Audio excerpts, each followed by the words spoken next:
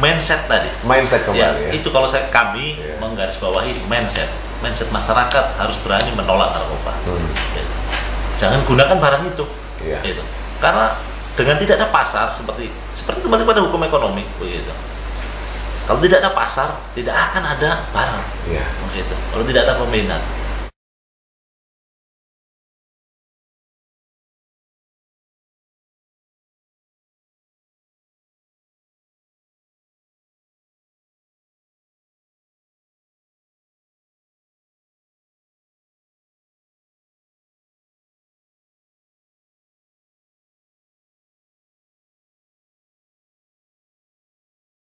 Sampai saat ini khususnya di Sulawesi juga atau di ibu kota Palu begitu yang memang masih terus menjadi pekerjaan rumah kita bersama begitu, baik dari anggota kepolisian ataupun juga dari kita semuanya warga masyarakat biasa begitu, karena narkoba ini memang masih terus mencederai begitu kondusivitas yang ada di kota Palu atau di provinsi Sulawesi Tengah, sehingga kemudian dibutuhkan penanganan khusus apa yang sebenarnya harus kita lakukan bersama begitu.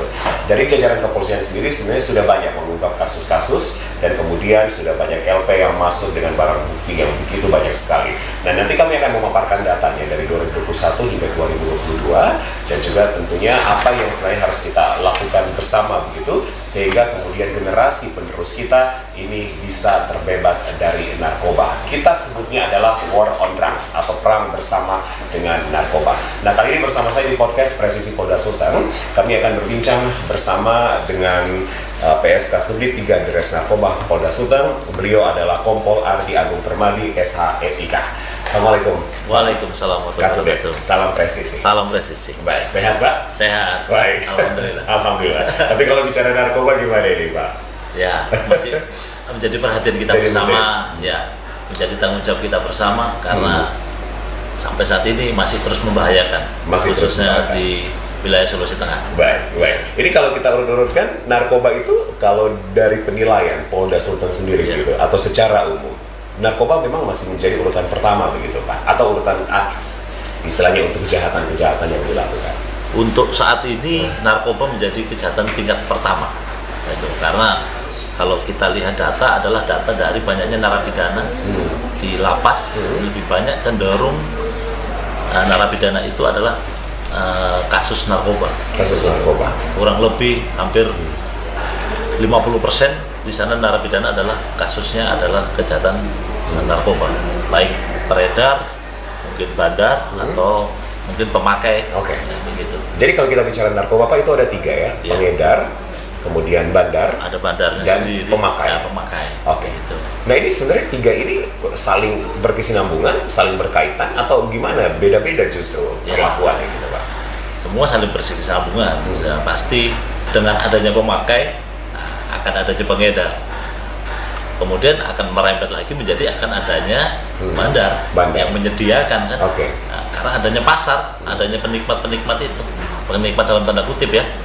Sebenarnya narkoba kan tidak bisa dikatakan menikmati, gitu, karena itu membahayakan untuk manusianya sendiri. Gitu. Kita kenal istilah kurir. Kalau kurir itu masuk di kategori mana dari 3 ini? Sebenarnya masuk dalam kategori pengedar. Ya. Hanya dia berperan kan, dia berperan memindahkan narkoba itu, narkotika itu dari sumber barang pada pasar. Begitu. Baik. Nanti kita akan bahas itu lebih lanjut, Pak Kasudin ya, karena saya harus berkenalan dulu sebenarnya Pak Kasudin. Ini memang di segmen 1 ini sudah langsung kita gas begitu Pak tentang narkoba ya, karena sekali lagi informasi dari Pak Kasudin bahwa memang narkoba ini masih menjadi salah satu kejahatan terbesar, khususnya kalau kita bicara Sulawesi Tengah. Data yang memang dihimpun dari BNN atau dari LIPI 2019, memang datanya ini sudah 4 tahun yang lalu gitu Pak Kasudin, bahwa Sulawesi Tengah adalah provinsi urutan keempat begitu. Nanti kita akan ulik secara dalam kenapa data ini begitu sekali memberikan satu shock untuk kita dan bagaimanakah kemudian update-annya untuk di 2023. Pak Kasudin 3 Deres Narkoba Polda Sultan, Kompol Ardi Agung Permadi SH SIK. Pak Kasudin kali ini mewakili dari narkoba, gitu ya. Artinya kalau kita bicara res narkoba ini bisa menjadi salah satu res yang kemudian banyak kerjaannya Pak di kepolisian daerah, seperti itu Pak. Iya. Karena dengan semakin banyaknya peredaran narkoba, otomatis ya kita juga akan semakin berat dalam pekerjaan, karena menjadi tanggung jawab kita semakin besar kan, begitu. Dan Di sini juga laporan-laporan masyarakat juga semakin banyak. Salah satu tolak ukurnya itu dari hasil penyelidikan, banyaknya peredaran, kemudian banyaknya laporan masyarakat, informasi yang masuk kepada kita. Nah itu salah satu indikasi bahwa narkoba bukan semakin sedikit, tapi semakin banyak. Semakin banyak. Oke. Pak Kompol Ardi Agung Permadi sudah lama menjadi Kasubdit. Saya menjadi Kasubdit baru kurang lebih 1,5 tahun. 1 tahun ya, setengah. saya menggantikan AKBP Sembiring, Ya. yang beliau waktu itu sekolah.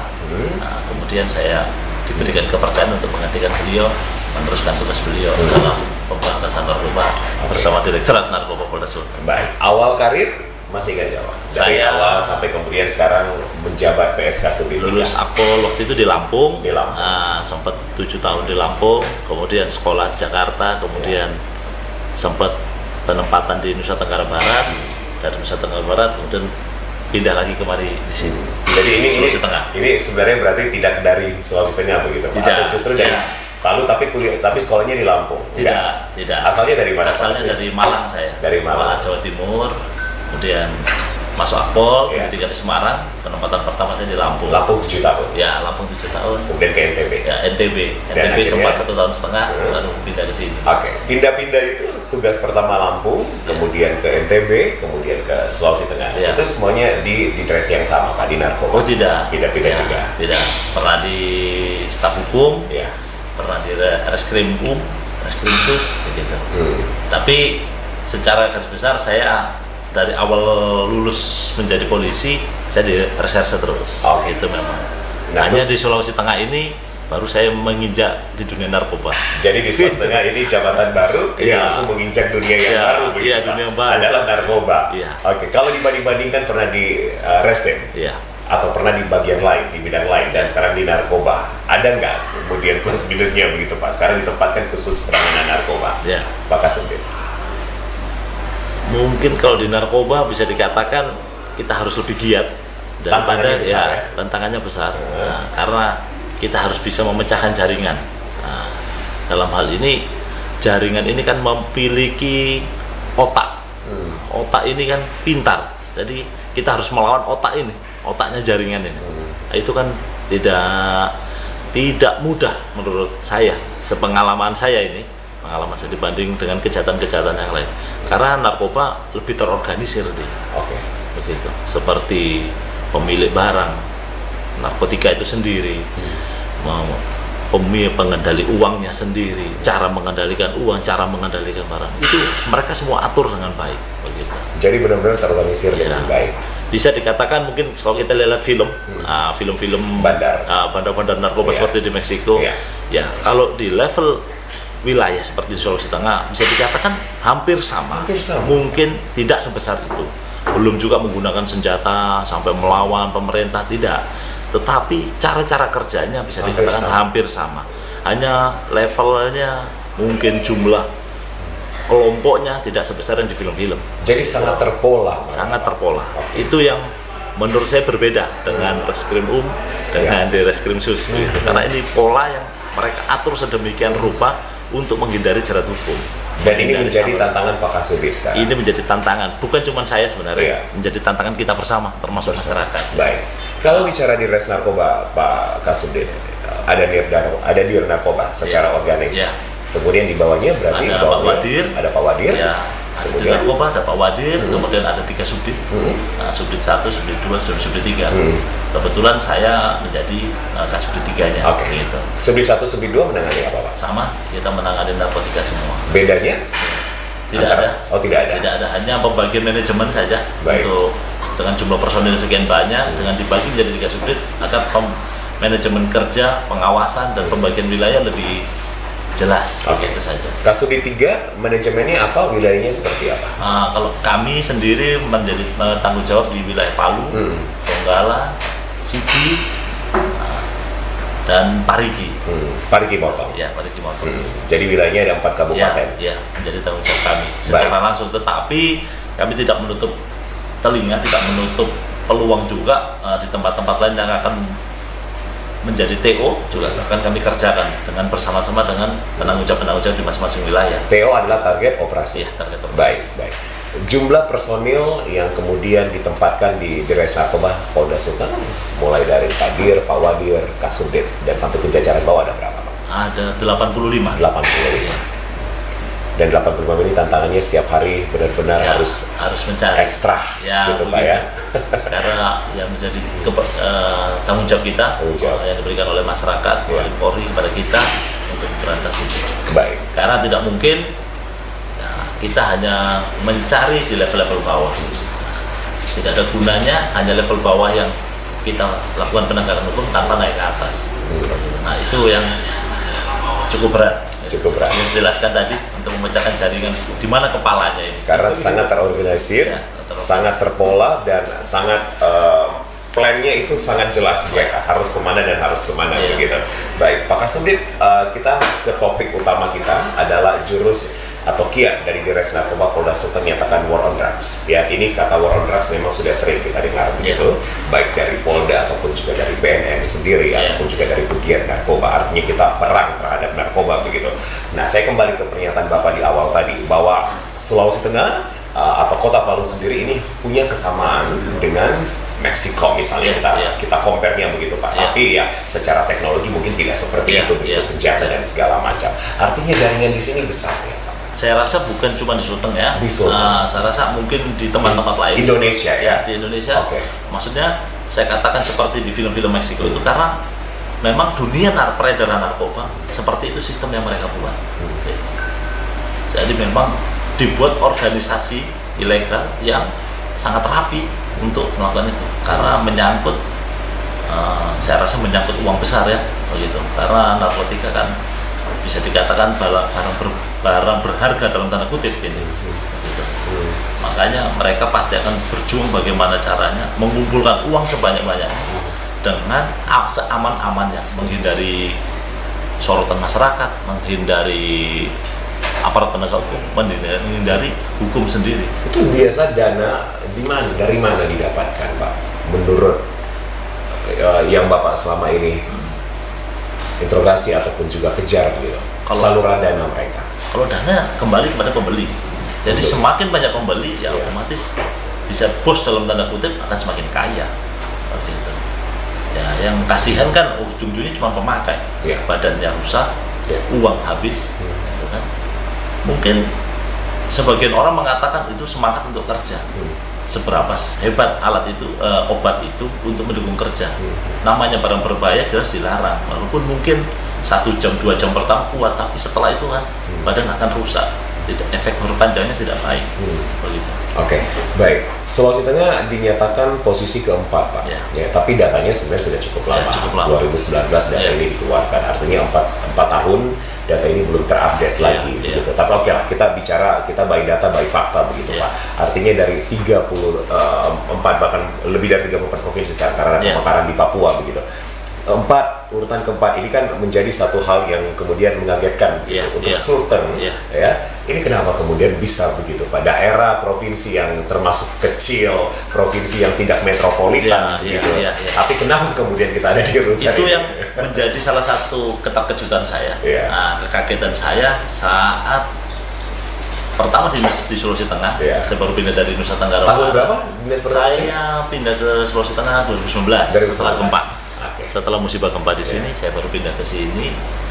Nah, situ saya cukup kaget. Nah, maksudnya begini, kagetnya dengan jumlah penduduk.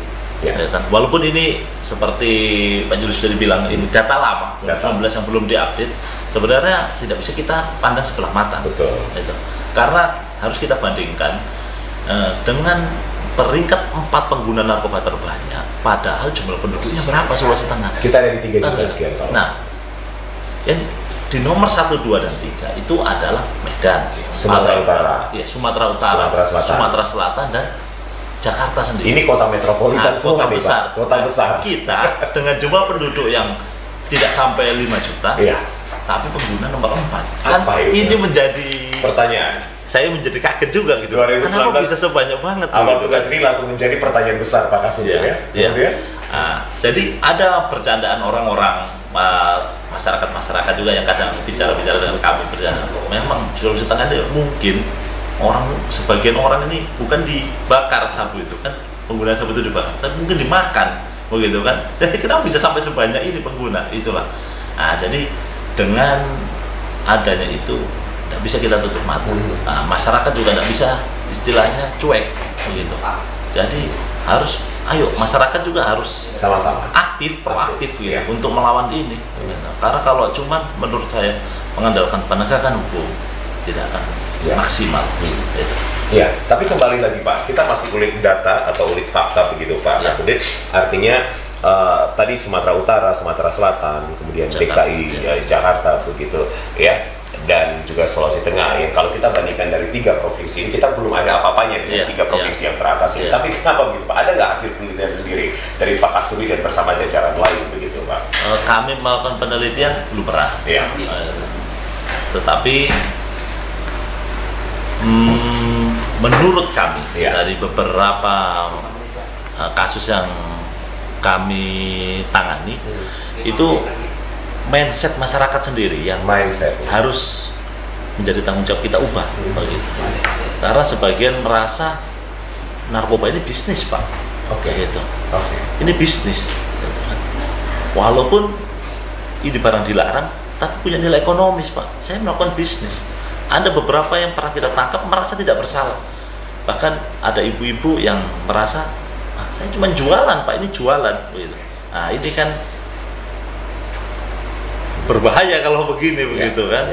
Nah, dengan alasan ekonomi. Iya, alasan ekonomi. Ya, kemudian para pengguna sendiri ada sebagian merasa bahwa dengan menggunakan narkotika ini, sabu khususnya di Sulawesi Tengah yang banyak itu, dia merasa pede, merasa gaya, begitu. Dibilang gaul. Nah itu kan, ini cara berpikir yang salah.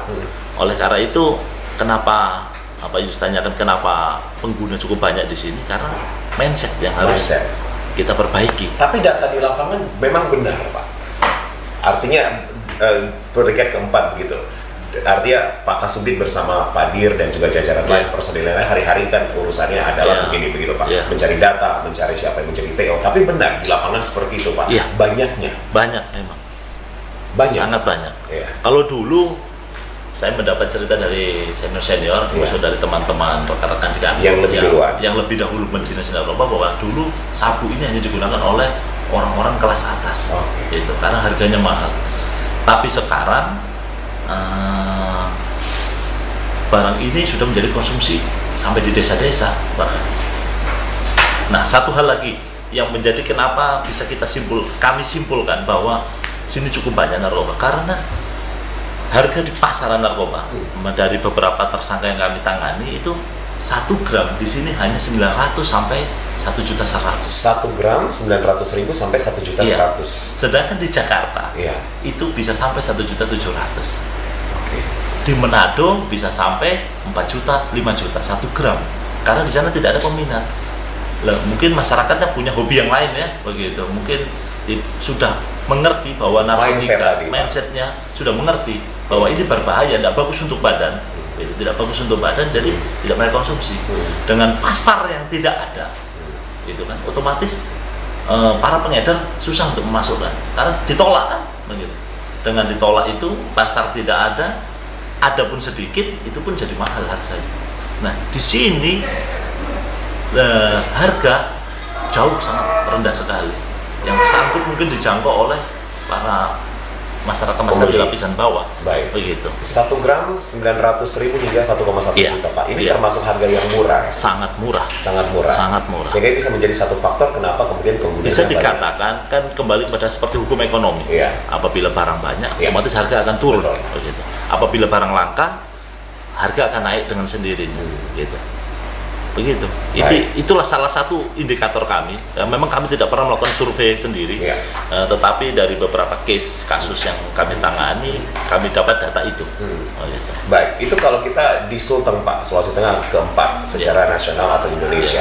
Pemetaan kabupaten kota atau kabupaten mana Pak? Ada nggak pemetaan yang sudah dilakukan? Tetap mungkin sumber paling banyak tetap di Palu, sebagai ibu kota provinsi. Tetap di Palu. Baik. Kalaupun dari tadi Pak Kasubdit mengatakan bahwa sudah menyentuh ke ranah desa, ranah daerah yang kecil begitu Pak, itu pun juga terjadi betul? Betul sangat terjadi memang. di wilayah-wilayah seperti Kita contohkan wilayah mana misalnya Pak yang selalu menjadi Pantai Barat. Pantai Barat ya, itu di beberapa desa pernah kita tangani, memang menjadi pengedar. Bahkan ya seperti preman-premannya sudah tidak berpreman lagi sih, kasarnya begitu. Jadi sudah menjual itu sudah. Yang dulu mungkin cuma kesana kemari di kampung sudah menjual itu. Nah, begitu. Beberapa orang-orang yang tidak mungkin dalam tanda kutip melakukan penjualan itu karena mungkin tergiur keuntungan, di desa pun mereka berani menjual itu. Baik, ini satu hal yang harus kita selesaikan bersama, Pak Supir. Nanti kami akan paparkan datanya, sahabat Humas Polda Sulteng, karena data yang kami dapatkan bahwa kasus LP atau laporan polisi di 2021 ada 560, di 2022 568, agak flat memang. Perbedaannya tidak terlalu signifikan, dan nanti kita akan ulik dan kita akan bahas secara detail. Tetap bersama kami di podcast Presisi Polda Sulteng, masih membahas tentang bagaimana kemudian penanganan dari kepolisian Polda Sulteng menyatakan war on drugs. Ya, kembali lagi bersama kami di segmen selanjutnya. Kita masih membahas tentang jurus atau apa yang saja dilakukan oleh Ditres Narkoba Polda Sulteng yang menyatakan war on drugs. Kalimat war on drugs ini memang sudah sering digaungkan, tidak hanya dari Polda saja atau kepolisian saja, namun juga dari instansi-instansi terkait begitu. Nah, masih bersama dengan saya PSK Subdit 3 Ditres Narkoba Polda Sulteng, Kompol Ardi Agung Permadi SHSIK, dan tadi beliau pun juga sudah sedikit menjelaskan tentang profil beliau ya, yang kemudian tugas di Lampung, NTB, dan kemudian ke Sulawesi Tengah begitu. Dan ini adalah penempatan pertama kali untuk di narkobanya begitu. Sebelumnya tidak di situ. Maka sebenarnya belum pernah, dan ini menjadi satu tantangan sendiri karena kalau kita bicara narkoba hingga saat ini memang masih terus menjadi pekerjaan rumah kita bersama, bahkan pekerjaan rumah yang sangat besar sekali untuk sama-sama kita bisa melakukan war on drugs. Nah, kami punya data yang bisa saya sampaikan di awal secara singkat, nanti akan dielaborasi atau dikembangkan oleh Pak Kasubdit. Ada 560 kasus atau laporan polisi. Laporan polisi bisa dikatakan kasus juga ya Pak ya? Iya. Oke. 560 LP atau laporan polisi di tahun 2021, dan kemudian 568 di tahun 2022. Artinya 2023 di Januari belum ada data terbaru Pak ya, karena baru sebulan juga. Nah, khusus untuk Kota Palu itu memang yang sudah disampaikan oleh Pak Kasubdit tadi ini tertinggi Pak ya. 2021 82 LP, kemudian 2022 itu di 93. Ya, ini adalah poin atau urutan yang paling banyak. Pak Kasubdit, melihat banyaknya kasus Pak 2021-2022, apa yang bisa Bapak sampaikan dari data ini, walaupun memang data ini tidak signifikan naiknya, artinya masih hampir sama begitu dari 21 dan 22. Memang pengungkapan tidak terlalu signifikan dalam jumlah LP, tetapi dari yang kami tahu dari data kami bahwa untuk kualitas pengungkapan kami meningkat. Kualitas. Jadi memang dalam pemberantasan narkoba tidak bisa menjadi jumlah LP menjadi patokan saja. Oke, jadi bukan LP yang jadi patokan. Ya, tidak bisa LP saja. Maksudnya LP menjadi tolak ukur, tetapi bukan murni. Karena kembali pada kualitas. Jadi tidak hanya pada kuantitas. Tetapi kepada kualitas. Kualitas pengungkapan. Ya, kualitas pengungkapan. Karena menurut saya, menurut kami tidak ada kurang positif apabila banyak pengungkapan tetapi tidak menyentuh kepada jaringan yang atas. Jadi kualitas tidak ada gunanya kita hanya memproses orang pembeli-pembeli tanpa penjualnya yang diproses. Nah, itu yang membedakan. Jadi kualitas yang harus sebenarnya menjadi tolak ukur. Jadi kualitas pengungkapan. Kualitas yang menjadi. Kalau kami menjadi yang ditekankan pimpinan kepada kami adalah bahwa kualitas yang harus dijaga. Baik. Artinya kalau dari 560 dan 568 kasus atau LP begitu Pak, kualitas pengungkapannya signifikan, lebih meningkat kami gitu, karena ada beberapa jaringan-jaringan atas yang bisa kami patahkan. Gitu. Karena namanya jaringan seperti pohon, apabila akarnya bisa kita tebang, otomatis ranting-rantingnya itu tidak akan bisa mendapatkan ikut juga suplemen lagi kan, begitu. Jadi tidak akan dia bisa menikmati sabu lagi, karena akarnya bisa kita potong, begitu. Tidak ada gunanya hanya kita potong ranting-rantingnya saja, tapi pohonnya hidup terus. Begitu. Jadi pengonsumsi masih bisa mencapai terus, berganti terus di proses hukum, tetapi sumber barangnya tidak. Nah, tetapi dengan mungkin peningkatan jumlah LPN tidak signifikan, tetapi kami melakukan perubahan dalam kualitas begitu. Perubahan dalam kualitas Ya. pengungkapan. Baik. Karena Pak Dir ini menjadi penekanan itu oleh Pak Dir Narkoba, oleh Kombes Adi Purboyo, kami ditekankan, ayo tingkatkan kualitasnya dengan jumlahnya. Baik. Nah, begitu. Kita kembali ke judul tema kita, Pak. Ya. Ada jurus-jurus. Ya. Apa yang kemudian menjadi jurus jitu dari Deres Narkoba dalam mengungkap kasus-kasus narkoba? Jurus ini menurut kami itu yang pasti pertama adalah penegakan hukum. Oke. Penegakan hukum itu pasti yang menjadi salah satu tugas pokok kita. Kemudian rehab para pengguna. Rehabilitasi. Iya, rehabilitasi para pengguna. Dan yang ketiga, kami mempunyai target adalah tindak pidana pencucian uang. TPPU. Iya, TPPU. Kita akan bahas nanti TPPU. Iya. Ya. Nanti saya akan jelaskan lebih dalam. Nah, kenapa kita pilih 3 itu? Karena kita harus kelompokkan ini, kelompokkan yang cukup melakukan penegakan hukum, yang bagaimana.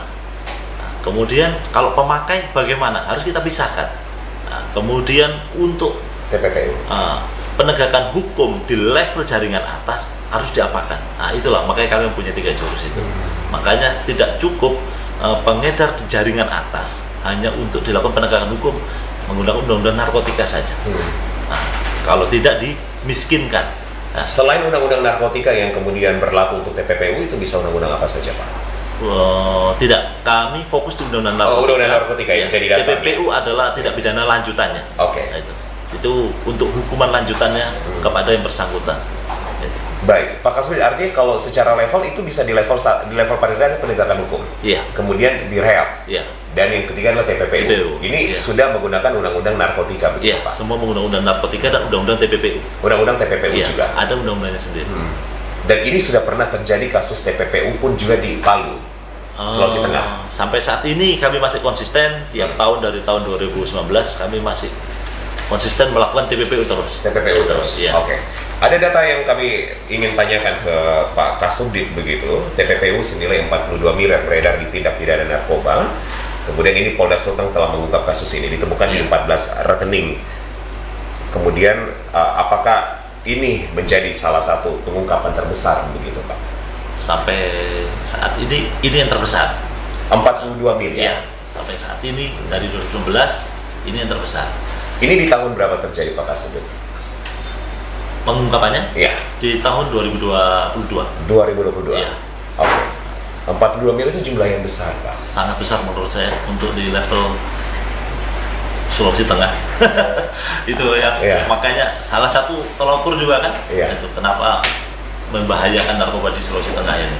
Menggunakan 14 rekening, Pak. 14 rekening. Kalau saya tidak salah, Pak, diluruskan kalau saya salah. Iya. Ini jaringannya keluarga, Pak. Jaringan keluarga, pengendalinya dari lapas. Oke. Kemudian Dia manfaatkan istri dan mertuanya. istri dan mertuanya. Mertuanya untuk mendukung jaringan ini. Sudah diungkap di 2022, Pak. Sudah berhasil kami ungkap. Kami bekerja sama dengan beberapa pihak, termasuk dari pihak Menkumham. Kami bekerja sama dengan pihak lapas. Kami bisa melakukan ini dengan selesai, akhirnya sampai hari ini selesai. Bisa kami tahap 2 kan kepada kejaksaan untuk dilakukan penuntutan. Baik. Pak Kasubdit tadi sering dan selalu mengatakan bahwa sebenarnya harus ungkap itu adalah paling atasnya, Iya, Pak. iya. Siapa yang menjadi topnya begitu. Iya, Kemudian ini nanti bisa akhirnya mengungkap yang ada di bawahnya begitu, Iya, Pak. iya. Artinya kalau pelakunya keluarga, Pak, apakah ayahnya ini pun juga yang sudah bisa kita katakan yang paling atasnya begitu, Pak? Atau justru ada lagi? Tidak. Jadi dalam tindak pidana pencucian uang, Iya. ini setiap tersangka, setiap orang memiliki peran masing-masing. Begitu. Nah, jadi dipisahkan dengan dua hal. Ya, tindak pidana pencucian uang ini ada pelaku aktif dan ada pelaku pasif. Pelaku pasif ini seperti istri dan mertuanya. Dia hanya menyediakan rekening, menyiapkan identitas untuk menyimpan harta-harta yang diperoleh dari uang narkoba. Tapi untuk pelaku aktifnya sendiri adalah salah satu narapidana atas nama Ilham yang berada di lapas Betobo. Melihat kronologi atau cerita dari narapidana tersebut, Pak, sudah lama Yang bersangkutan diproses di kasus narkoba itu tahun 2017. Malah 2017. Saya sendiri belum ada di sini. Oke. Itu kasus narkoba pertamanya, Pak. Belum ke TPPU ya? Belum. Kami lihat berkasnya di tahun 2017 yang bersangkutan membawa narkotika jenis sabu dari Riau dengan jumlah 4,5 kilo yang ditangkap di Hotel Santika waktu itu. Palu? Ya, di Hotel Santika Palu dari 2017. Kemudian yang bersangkutan dihukum 17 tahun menjalani di Lapas Betorogo. Nah, dengan hukuman itu mungkin dia tidak jerah, dia masih terus bisa mengendalikan narkoba. Kenapa dikendalikan dalam satu institusi begitu Pak, dalam satu tempat? Nah, itu instansi. Makanya saya katakan tadi, memang narkotika memiliki jaringan yang tersusun dengan rapi. Polanya sangat rapi, Pak ya. Kami pun sebenarnya tidak akan bisa mampu menembus itu kalau tanpa kerjasama dengan rekan-rekan dari pihak Kemenkumham. Ya. Karena kami memiliki data, memiliki informasi terus dari Kemenkumham, dari pihak teman-teman di lapas.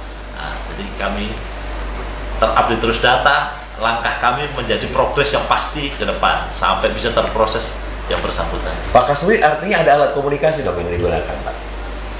Kalau alat komunikasi secara langsung saya tidak. Dari dalam keluar maksud saya. Itu yang belum bisa kita pecahkan. Bagaimana? Kalau dia bisa pegang langsung HP setiap waktu, saya rasa tidak. Karena di lapas dibatasi kan penggunaan HP. Tetapi salah satu analisa kita adalah dari pembesuk. Dari pembesuk, Pak. Ya. Pengunjung ya. Nah, pengunjung nanti dia pesankan begini begitu.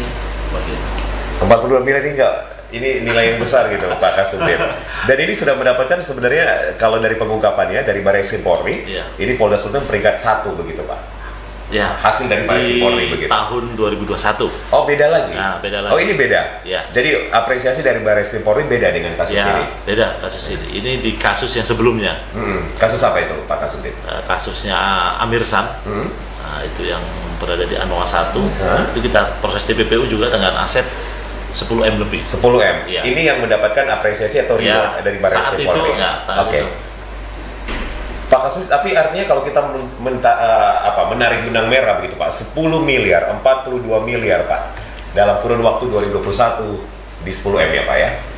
Yang terjadi di 2021. Kemudian 2022 42 miliar. Ini kan jumlah-jumlah yang secara tahun tidak terlalu jauh begitu Pak. Terpautnya tidak jauh dan jumlahnya sangat besar sekali begitu Pak.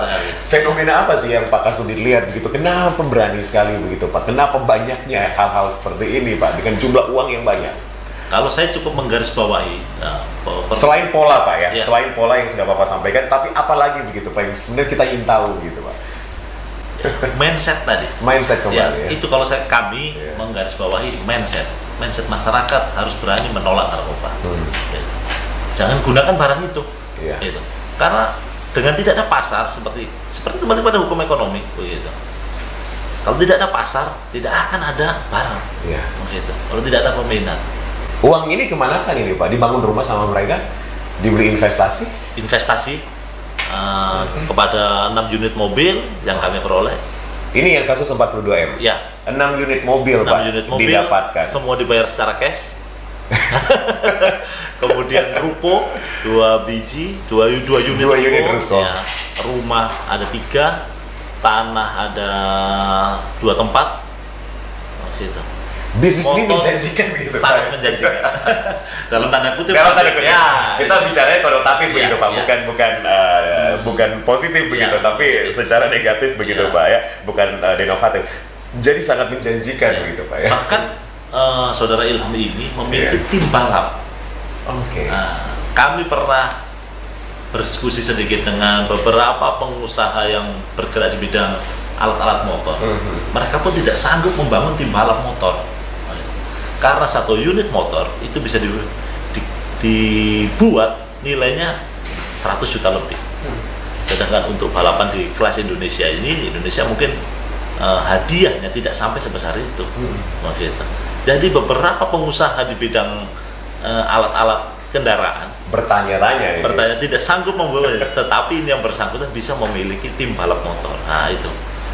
Nah, disitulah informasi-informasi yang akhirnya kami kerjakan, kita gali, kita dalami, kita ulas, kita minta informasi dari masyarakat, dari rekan-rekan instansi lain begitu. Luar biasa begitu Pak Kasubdit.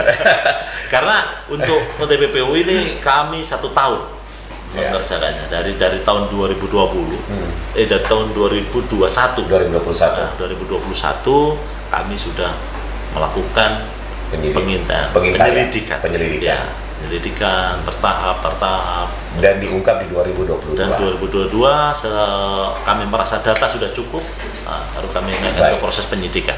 Dan kami bekerja sama juga dengan PPATK. Dan yang lebih mencengangkan adalah jaringannya keluarga ternyata, melibatkan istri dan mertua begitu. Kena hukuman itu Pak, kalau secara pidana atau secara apa hukumannya berlaku? Bagaimana? Pelaku untuk si Ilham ini sudah dilapas. Kemudian untuk istri dan mertuanya, apa jeratan hukumnya ada nggak Pak? Akan ada. Artinya sekarang belum ada. Akan ada. Hari ini rekan-rekan penyidik sedang melakukan proses tahap 2 kepada kejaksaan untuk melakukan penuntutan selanjutnya. Jadi nanti apabila terbukti oleh hakim akan dilakukan putusan pidana pasti. Hari ini Pak? Hari ini proses pelimpahan berkas dan tersangka kepada kejaksaan. Ya, mungkin 3 atau 4 bulan ke depan akan berproses di pengadilan. Apabila hakim merasa perkara ini terbukti bersalah, yang bersangkutan untuk istri dan mertua akan diproses hukum juga. Ilham sendiri sudah dilapas? Iya, dengan hukuman 17 tahun. 17 tahun. Dengan adanya ini tambah lagi? Ya, pasti akan bertambah lagi. Nah, untuk yang jaringannya, istri dan mertuanya ini biasanya berapa tahun Pak?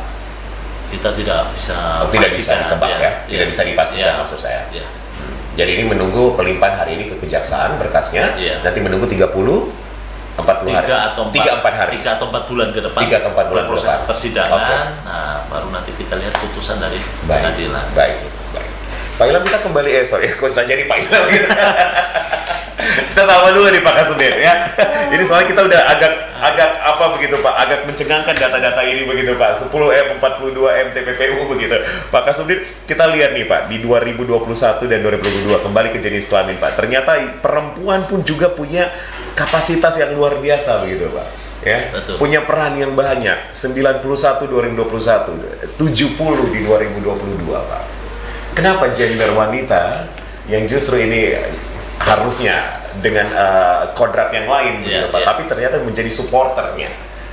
Pasti faktor ekonomi lagi. Makanya kembali narkotika dikatakan berbahaya karena sudah tidak memandang kelas, tidak memandang gender, tidak memandang usia, baik menggunanya, baik pelaku pengedarnya, tidak memandang, tidak ada lagi batasan-batasan itu. Bahkan mungkin masuk sudah sampai ranah kepada beberapa tokoh-tokoh yang dalam tanda kutip mungkin bergerak di bidang agama, itu pun juga sudah menggunakan. Ini fakta. Ini fakta, bukan kemungkinan, bukan analisa. Rohaniawan. Rohaniawan pun orang yang dalam sudut pandang kita dulu tidak mungkin. Ini udah masuk ke mereka. Ini sudah mereka mengkonsumsi juga. Kalau untuk usia sendiri Pak, berdasarkan data yang selalu dihimpun oleh Direksi Narkoba, usia berapa begitu Pak? Yang paling mudah pengguna narkoba ataupun juga sebagai apa dia? Pemakai pengguna masih sekitar di bawah 17 atau 20 tahun lah, di bawah itulah. Gitu. Kalau anak-anak sekali saya rasa belum itu tetapi di rentang-rentang anak-anak SMA ini barang ini sudah mulai mengancam mereka. SMA, kuliah. Jadi sekitar usia 17 ke atas lah. 17 ke atas. Dijualnya harga berapa kalau pasaran mereka Pak? Kalau untuk kelompok anak SMA atau kelompok anak sekolah begitu, dijual dengan harga berapa? Kita dengan harga uang 100.000 sudah bisa dapat. 100.000 Pak. Sedangkan uang jajan anak sekarang kan sudah cukup banyak. Kalau mungkin dia tabung-tabung, dia patungan dengan temannya, sudah bisa dia pakai untuk bersama-sama. 100.000 udah bisa dapat Pak. Itu makanya, jenis sabu. Makanya saya bilang tadi harga itu 900 per 1 gram. Per 1 gramnya 900 sampai 1,1. Para pengecer bisa dia pecah menjadi 20 bungkus. 20 bungkus kecil. 20 bungkus, satu bungkus kecilnya itu per harga 100.000. 100.000. Itu satu kali pakai Pak? Untuk satu bungkusan kecil itu? Saya tidak tahu kalau itu kan tergantung, bisa para penggunanya kan berkelompok begitu. Jadi pakainya rame-rame. 2 atau 3 orang untuk harga 100.000 itu bisa mereka pakai. Artinya kalau 100.000 dibagi 3, ini bisa satu orang 35.000, Pak. Iya, Bisa sangat gampang didapatkan, sangat begitu, mudah, Pak. iya. Sangat mudah didapatkan dengan uang jajan 50.000 ya, per anak misalnya, begitu, Pak, per hari. Bisa didapatkan melalui patungan dengan teman-temannya, Pak. Betul. Mencengangkan. Nah, kemudian tadi 1 gram dipecah menjadi 20 bungkus. 20 bungkus. Keuntungan kalau harga kita ambil harga tertinggi 1.100.000 gram, kemudian dia pecah menjadi 20 bungkus, keuntungan sih 900.000. Makanya mungkin ibu-ibu pun yang dulunya tidak berpikir itu, dengan berpikir kalau saya bisa jual 1 gram satu hari 900 satu hari. Nah, hal-hal itu yang menggiurkan. Pasarannya seksi, Pak ya. Iya, menggiurkan. Akhirnya ibu-ibu pun yang tadi harapan kita bisa melawan itu dengan tidak mendukung itu, malah masuk dalam ranahnya, dunia itu, dalam dunia ini. Iya, untuk berpikir hanya untuk keuntungan tanpa berpikir efek ke belakangnya. Akhirnya bisa menciderai anak-anaknya, bisa menciderai juga si ibunya, begitu, Pak. Iya. Kemudian kalau dari jenis barang bukti, Pak, ya, ini yang paling banyak kalau kita lihat justru ganja ya, Pak ya. Sorry, bagaimana nih, Pak? Untuk kita ambil di 2022 saja, Pak. Sabu, hitungannya dalam gram, Pak ya. Iya. Pak Kasubdit, 12.000 totalnya, Pak ya. 261, Pak. Untuk sabu. 2021. Iya, 2022 maksud saya, Pak. Oh, 2022. Untuk sabu itu di 12.000. Iya. Oke, 261 gram. Iya. Ini yang diungkap, Pak. Iya. Kemudian ganja 5 juta, begitu? 5 kilo ini. Oh, sorry, 5 kilo. 5.000 gram. 5.000 gram. Ya, 5 kemudian kilo. ekstasi 45 butir. Iya. Kemudian daftar G adalah apa? Obat THD. Obat THD. Ya, ini yang biasa digunakan banyak anak-anak juga, Pak. Iya. 30 butir. 30.000. 30.000 butir. 30.000 butir. Kemudian kalau untuk teh gorila sendiri? Tembakau gorila. Tembakau gorila itu yang seperti apa, Pak? Itu seperti tembakau biasa yang diekstrak oleh bahan-bahan kimia tertentu, akhirnya memberikan efek bukan seperti rokok lagi. Fly. Efeknya nge-fly juga. Oke, itu di 52 gram. Iya. 5 jenis ini yang sering diungkap oleh banyak beredar di Sulawesi Tengah. Iya. Dan yang paling banyak kalau kita lihat, sorry Pak, apa saya dibantu nih membaca datanya? Apakah sabu atau ganja justru? Sabu. Sabu ya? Sabu. 12 gram, Pak ya? Sabu 12.000 gram. 261 gram. Jadi 12 kilo. 12 kilo. Iya. Kenapa kemudian ketertarikannya justru lebih ke sabu begitu, Pak, dibandingkan 4? Ada nggak beda-bedanya yang sudah diklasifikasikan oleh Dirres Narkoba sendiri, Polda Sumatera? Untuk efek ya, saya rasa efek mereka berbeda, begitu. Kalau mungkin sabu memiliki efek yang mereka sukai. Sabu efeknya paling disukai. Paling begitu, disukai, mungkin kuat badannya. Gitu, terus lebih happy dia rasa, dia merasa senang begitu. Padahal kita happy-nya olahraga aja begitu, kayak olahraga, nonton, kan banyak yang lain. Karaokean. Dia memang happy dalam 1-2 hari, tapi setelah itu murung, badan akan habis. Jadi kecenderungan berat badan itu akan turun ketika mengonsumsi sabu, Pak. Jadi 1-2 hari happy. Tapi tidak boleh untuk diet juga kan? Ya, hari ini kita bicara benar-benar berdasarkan data ilmiah begitu, Pak ya. 1-2 hari bahagia, happy, kuat bekerja. Tapi hari ketiga akan ngedrop. Biasanya drop dan biasanya murung. Baik, Pak Kasubdit, perbincangan kita semakin menarik begitu, Pak. Karena kita tahu bersama dan saya pun juga masih ingin terus mengajak Bapak begitu untuk mendalami sabu yang memang saat ini pun juga masih menjadi favorit begitu. Dengan harga 100.000 saja sudah bisa didapatkan khususnya di kalangan pelajar. Tetap bersama kami di podcast Posisi Polda Sumatera. Ternyata ada data yang saya dapatkan 100.000 saja kita sudah bisa, bukan kita sih sebenarnya, Pak ya, penggunanya begitu, Pak ya, bisa mendapatkan satu istilahnya, Pak, bungkusan. Satu bungkus kecil yang bisa dipakai oleh 2-3 orang. 2-3 orang begitu, Pak. Harganya murah dan ini memang secara pasar sangat menjanjikan kalau menjual ini begitu, Pak. Sosialisasi ke sekolah memang sering dilakukan dari Res Narkoba. Tapi apa artinya sosialisasi apabila mindsetnya sendiri tidak mau berubah, gitu, dan merasa masih tergiur, belum, namanya sesuatu yang berbahaya, harusnya kan kita menjauhi Nah, tapi kalau sudah tahu itu berbahaya masih mau kita coba. Nah, sedangkan sabu ini memiliki efek yang akan mengajak kita untuk memakai terus. Ya. Itu yang berbahayanya. Itu biasanya Pak 1-2 hari bertahan Iya. kebahagiaannya, Iya. efeknya. Ya, efeknya. Kemudian berapa lama lagi hitungannya Pak? Kemudian dia kembali menggunakan. Hari ketiga pasti badan akan mengajak lagi untuk menggunakan. Nah, itu. Karena kalau tidak menggunakan kembali, badan akan tidak enak rasanya. Begitu. Jadi seperti ke distract Pak ya, Ya, seperti ke track, ya, ditarik. seperti ditarik kita. Akhirnya akan berefek kepada kegiatan yang lain, mencuri, Begal. merampok, begal. Nah itu. Ya. Semua bermuaranya akhirnya ke kejahatan Dan yang ini lain. banyak dilakukan anak kalangan pelajar ya Pak ya. Jadi kalau misalnya pembegalan atau pencurian atau apapun begitu Pak yang melibatkan kalangan muda begitu, pelajar ataupun juga mahasiswa, ini pasti dampaknya, pasti akibatnya Salah satu apinya adalah dari narkoba. Narkoba. Salah satu penggunaan hasilnya selain untuk makan, mungkin untuk berfoya-foya, pasti lari ke narkoba. Pasti. Gitu. Pak Kasubdit, kenapa mindset kita begitu dalam tanda kutip sudah ya agak rusak begitu Pak? Asalnya bagaimana gitu? Ya, mungkin kita harus melibatkan siapa sebenarnya Pak? Yang pasti Semuanya, ya? dari kelompok terkecil, yaitu keluarga. Keluarga, fondasi utama. Fondasi utama adalah keluarga. Iya. Nah, kalau keluarga bisa menjaga lingkungannya dengan baik, saya rasa tidak mungkin anak-anak akan terpengaruh. Gitu. Ataupun kita tahu, kita sepakati bersama bahwa ini berbahaya, tidak boleh. Gitu.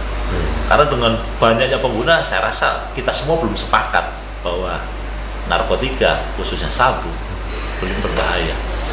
Karena kami pun di beberapa tempat masih kesusahan apabila membutuhkan dukungan masyarakat untuk menjadi saksi kami. Ya. Itu karena kami melakukan proses penegakan hukum, membutuhkan saksi masyarakat. Kami susah meminta masyarakat untuk menjadi saksi kami. Dengan alasan takut, dengan alasan tidak enak dengan tetangga, begitu. Nah, ini kan hal-hal yang harusnya tidak boleh. Jangankan melapor, menjadi saksi saja mereka masih tidak Justru mau. kalau kita lapor, ini kita menyelamatkan Iya. yang bersangkutan. Harusnya Bisa direhabilitasi, Pak. bisa direhabilitasi apabila dalam memakai. Dalam pemakai. Iya.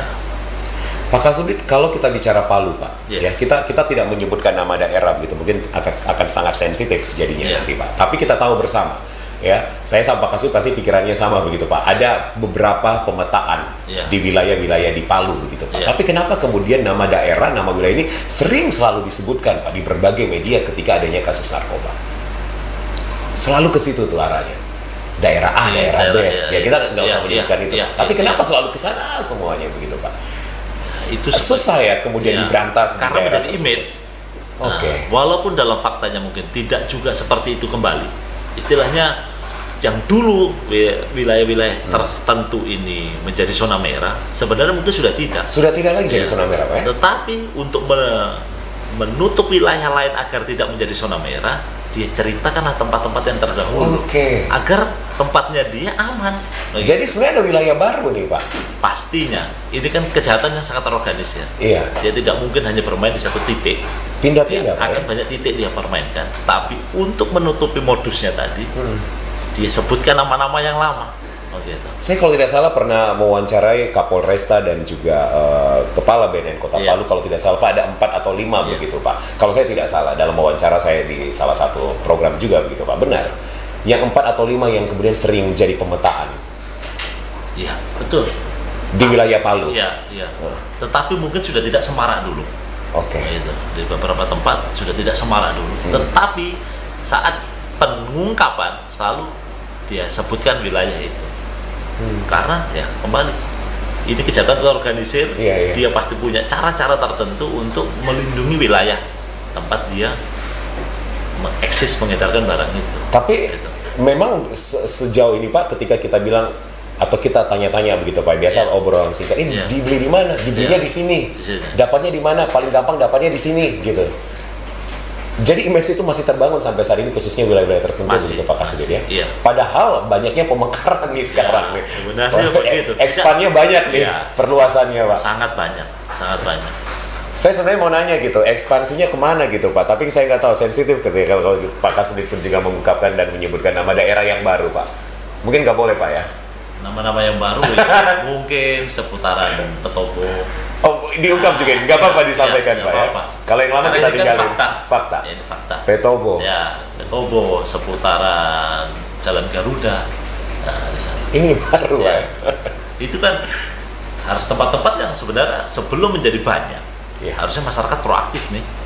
Ayo laporkan nih, ayo laporkan begitu.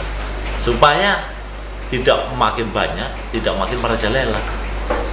Jadi saat kecil memang harus segera di atensi. Saya takutnya Pak Kasbit data 4 terbesar secara nasional bisa naik nih Pak. Kenapa ya? Sebenarnya kita nggak mau begitu Pak ya. Salah satu faktor kenapa di sini cukup mudah barang itu masuk. Harganya tadi murah. Karena jalur lintas kita sangat dekat dengan Malaysia. Ya.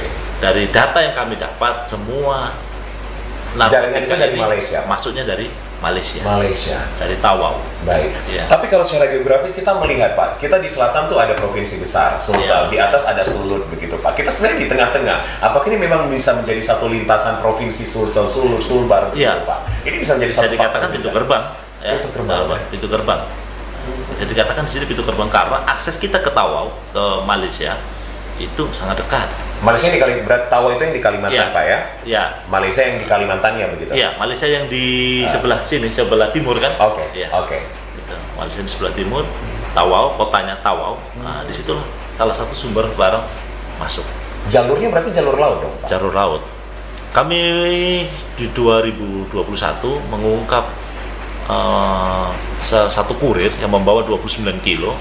Dia hanya melakukan perjalanan kapal menggunakan kapal kecil, kapal yang lebarnya mungkin tidak sampai 3 meter, hanya 1 meter lebih saja, tidak sampai 2 meter bahkan, tapi panjang sekitar 7 atau 8 meter, beserta 4 orang teman lainnya. Dia masuk ke Malaysia, dia kembali ke Indonesia dengan membawa 29 kilo. Ini kan kapal yang kecil, perjalanan hanya 20 sampai 22 jam satu kali berangkat.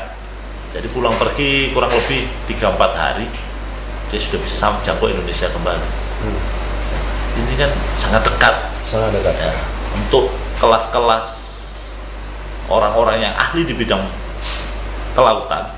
Ini jarak yang sangat mungkin untuk ditempuh. Jalur laut berarti bisa kita katakan tidak terlalu ketat Pak pengamanannya? Sudah sangat ketat, tapi masih bisa juga lolos. Dengan modus-modus tertentu mereka masih bisa lolos. Nah itu disembunyikan di mana Pak? Mereka sembunyikan di kapal. Iya, ketika mereka bawa barang, misalnya tas atau apa, itu biasanya di mana begitu Pak? Mereka punya celah-celah untuk menghindari patroli-patroli laut. Begitu. Karena pol air dengan bea cukai juga sudah sangat intens melakukan penjagaan di laut. Kita bicara Sulteng Pak ya? Kita bicara masuk wilayah ke Sulawesi Tengah ya? Masuk wilayah Palu. Jadi pol air dan juga bea cukai. Bea cukai itu sebenarnya ketat. Iya. Kan bea cukai juga mengawasi masuknya barang-barang ilegal. Nah, gitu. Mereka juga tidak menutup beberapa kasus dari bea cukai. Ya, mereka yang tangkap, mereka akan limpahkan kepada kami apabila masuk perairan Sulawesi Tengah. Gitu. Nah, mereka sudah intens melakukannya. Tapi kan dengan panjangnya garis pantai, dengan panjangnya garis laut, garis pantai kita panjang, sangat panjang. Pantai barat sangat panjang sekali. Di situ sangat tidak memungkinkan untuk dijaga semua. Apabila tidak ada peran aktif dari masyarakat. Baik. Jadi sebenarnya secara institusi stakeholder to stakeholder Pak, ya kan? Ini sebenarnya sudah organisasinya udah bagus, organisasinya udah bagus Pak. Polda dan kemudian juga bea cukai, mungkin lapas dan segala macam. Tapi masyarakat nih lagi yang harusnya pun juga menjadi salah satu penopang dari semua stakeholder di atas, begitu Pak. Karena tanpa kembali lagi seperti dasar sekali yang kita bicarakan di awal tadi. Pasar tidak ada. Pasar tidak ada, tidak akan ada barang berbahaya itu. Nah untuk berantas pasar itu susah ya Pak? Sangat susah. Apa gunanya kalau satu wilayah mungkin 50% orangnya masuk ke, kita proses hukum, masuk ke dalam penjara. Terus akan masuk orang-orang yang baru lagi yang menggantikan mereka kalau tidak dipotong di atasnya. Begitu. Tetapi apabila pembeli tidak ada, otomatis barang ini tidak akan laku. Karena di beberapa case wilayah barang itu sangat langka, begitu, dan sangat mahal. Iya, Bapak menyebutkan tadi Sulawesi Utara. Sulawesi Utara, Gorontalo. Ya, itu barang itu sangat susah. Bahkan informasi yang saya peroleh dari Pak Wadir, AKBP Sembiring yang baru pindah kemari, dulu sebelumnya dinas di Nusa Tenggara Timur, di sana bahkan untuk mendapatkan barang sabu 1 gram saja sangat susah sekali Dan mahal. dan sangat mahal. Bisa dikatakan tidak ada,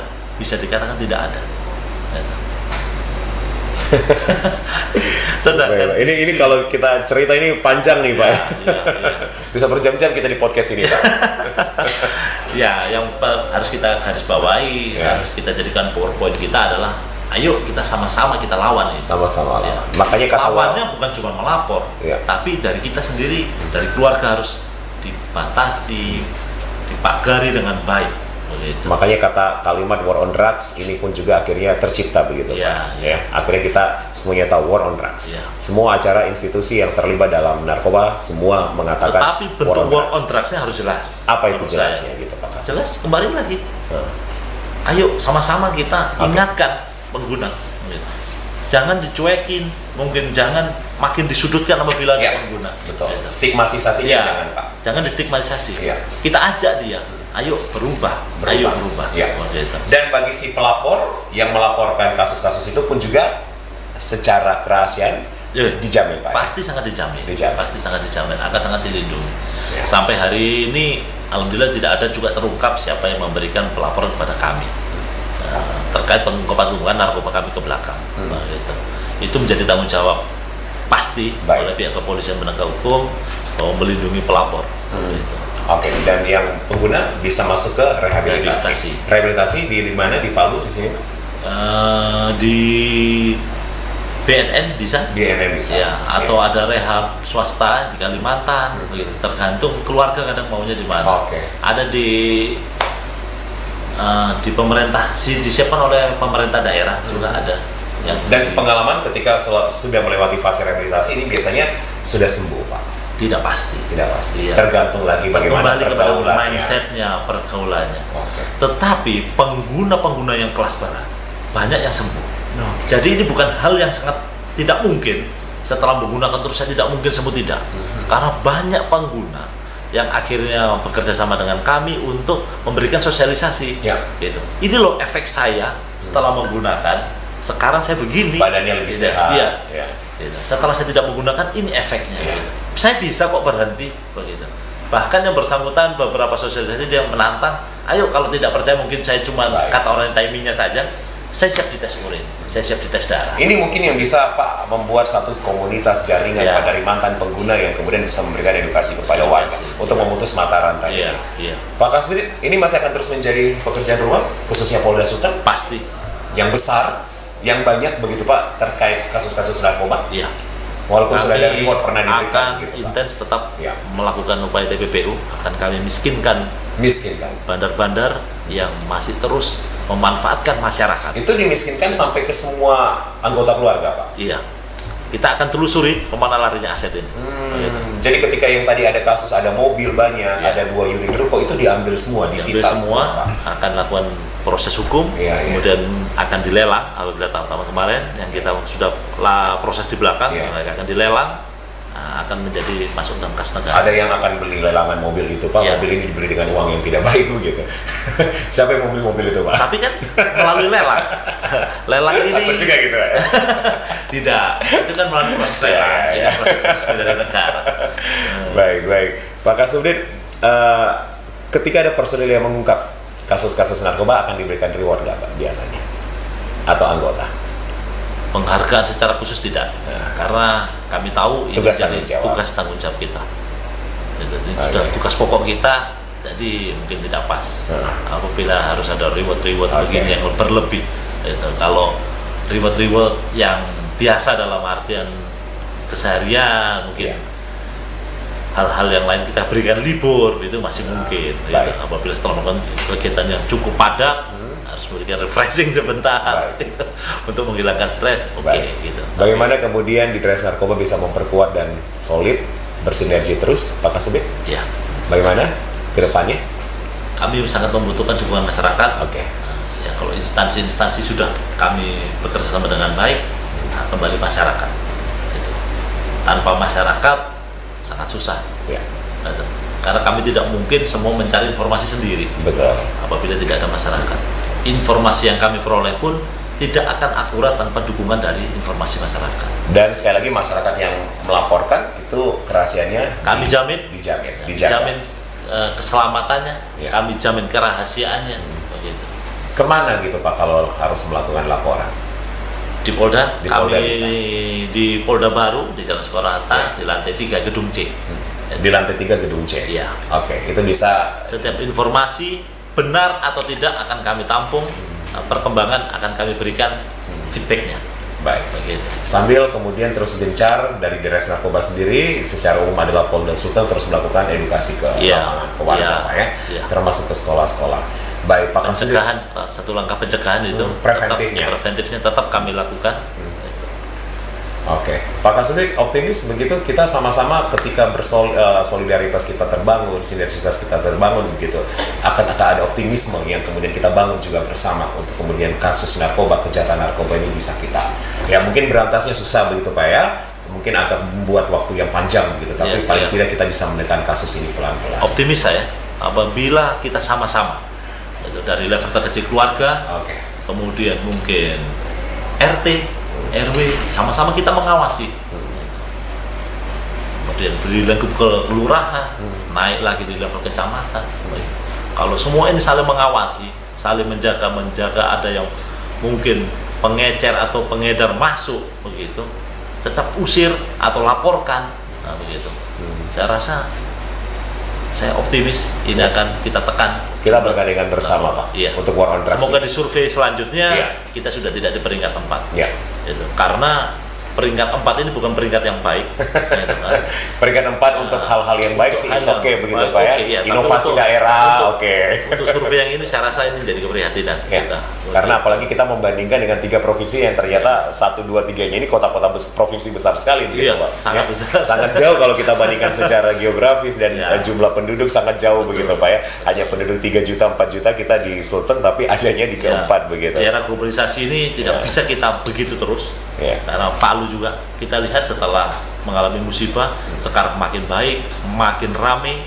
Tapi kalau masyarakat SDM-nya masih tertinggal, setengah mati untuk berkembang. Sebenarnya kalau kita bicara sarana hiburan atau sarana yang bisa kita gunakan positif sudah banyak sekali. Sangat banyak sekali. Itu. Sarana olahraga begitu banyak, sarana hiburan begitu banyak. Kenapa tidak kita melangkah ke sana begitu Pak Kasudit? Cari hiburan yang positif saja. Ngopi bareng begitu Betul. Pak. Banyak warung kopi sekarang di Palu. Banyak warung kopi ya. Baik, Pak Kasudit, tentunya ini menjadi perbincangan yang menarik begitu Pak ya. Artinya bersama-sama dengan Dires Narkoba Polda Sulteng, bagaimana Bapak bersama Pak Dir, Pak Wadir dan Kasudit yang lain dan juga jajaran yang lain 80 tadi Pak ya. Iya, 85 anggota terus meningkatkan konsistensi Pak ya dan kompetensinya juga begitu Pak. Adakah program-program ke depan dari Dires Narkoba sendiri Pak? Program secara khusus kami tidak ada, karena ini sudah memang dunia yang kami geluti terus. Jadi setiap waktu, setiap hari ini terus begitu Pak ya? Begitu terus. Hanya mungkin dukungan masyarakat itu yang perlu kami update terus, begitu. Karena itu yang tidak mampu kami jangkau, jadi perlu masukan-masukan terus dari masyarakat. Baik, masukan dari masyarakat yang mungkin bisa ngopi bareng masyarakat, bisa turun ya Pak ya, kemudian ngobrol santai dengan masyarakat begitu Pak Kasudit ya, sehingga akhirnya ketahuan semua nih yang siapa yang menjadi bandar dan siapa menjadi pelaku ya begitu Pak ya. Terima kasih Pak Kasudit sudah berbincang bersama kami di podcast Presisi Polda Sulteng, PS Kasudit 3 Dires Narkoba Polda Sulteng Kompol Ardi Agung Permadi SH SIK. Sukses terus Pak untuk jajaran ini. Sukses bersama kita melawan narkoba. Kita war on drugs bersama. Baik, sahabat Humas Polda Sulteng, inilah yang menjadi perbincangan saya bersama dengan Kasudit 3 Dires Narkoba Polda Sulteng Kompol Ardi Agung Permadi, dan tentunya apa yang sudah disampaikan beliau ini memang menjadi satu statement yang menarik, statement yang menegaskan bahwa mari sama-sama kita war on drugs, karena bagaimanapun juga kita harus terus menjaga kondusivitas yang ada di Palu dan di Sulawesi Tengah begitu dari segala macam bentuk kejahatan, salah satunya adalah kejahatan narkoba. Terima kasih Bapak, kita salam presisi dulu. Salam presisi. Terima kasih Pak.